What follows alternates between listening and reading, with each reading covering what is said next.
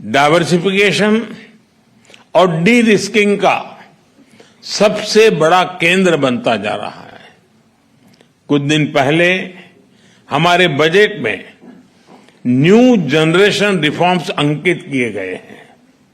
Ease of doing business के लिए नए कदम उठाए हैं। पिछले कुछ वर्षों में हमने 40,000 से अधिक कंप्लायंसेस को रेशनलाइज किया है। ट्रस्ट बेस्ड इकोनॉमिक गवर्नेंस को आगे बढ़ाने के लिए एक high level committee for regulatory reforms गठित की है। कस्टम रेट स्ट्रक्चर को रेशनलाइज किया है। अंतर्राष्ट्रीय व्यापार को आसान करने के लिए डिजिटल पब्लिक इंफ्रास्ट्रक्चर की मदद से भारत ट्रेड नेट की शुरुआत की जा रही है। ईज ऑफ लिविंग की दिशा में नया सिंप्लीफाइड इनकम टैक्स कोड हम ले आ रहे हैं। नेशनल मैन्युफैक्चरिंग मिशन की घोषणा की है और नए सेक्टर्स जैसे कि इंश्योरेंस सेक्टर को 100% एफडीआई के लिए खोल दिया गया है। इन सब इनिशिएटिव्स को आप जरूर ध्यान से स्टडी करें।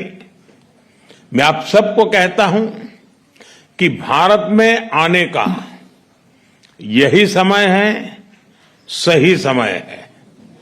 भारत की प्रगति में सभी की प्रगति जुड़ी है। इसका एक उदाहरण एविएशन क्षेत्र में देखा गया। जब भारतीय कंपनियों ने हवाई जहाजों के लिए बड़े ऑर्डर्स दिए और अब जब हम 120 नए एयरपोर्ट्स खोलने जा रहे हैं तो भविष्य की संभावनाओं का आप स्वयं अंदाजा लगा सकते हैं। साथियों, भारत के 1.4 बिलियन लोगों ने 2047 तक विकसित भारत का संकल्प लिया है। चाहे डिफेंस हो या एडवांस टेक्नोलॉजी, फिनटेक हो या फार्मा, टेक हो या टेक्सटाइल, एग्रीकल्चर हो या एविएशन, हेल्थ केयर हो या हाईवेज, स्पेस हो या सस्टेनेबल डेवलपमेंट, आप सभी साथियों के लिए इन सभी क्षेत्रों में इन्वेस्टमेंट्स और कोलैबोरेशंस की अनेक संभावनाएं हैं। मैं आप सभी को भारत की विकास यात्रा से जुड़ने के लिए आमंत्रित करता हूं।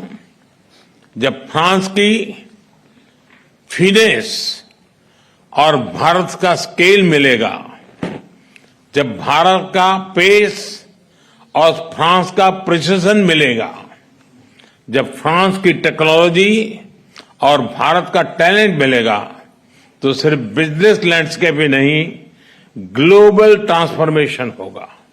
एक बार फिर अपना कीमती समय निकालकर यहां आने के लिए आप सभी का बहुत बहुत धन्यवाद करता हूं।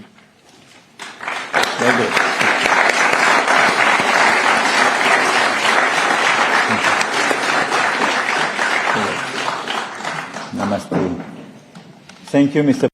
तो प्रधानमंत्री नरेंद्र मोदी को आपने सुना, जिन्होंने कहा कि किस तरीके से पिछले एक दशक में भारत में कई बड़े बदलाव आए हैं और ये सबसे अच्छा समय है। उन तमाम सीईओज को प्रधानमंत्री नरेंद्र मोदी ने कहा जो इस संबोधन में जिन्होंने हिस्सा लिया कि ये सबसे अच्छा वक्त है भारत में निवेश करने का और इसके साथ साथ भारत किस तरीके से स्पेस टेक्नोलॉजी में आगे बढ़ रहा है।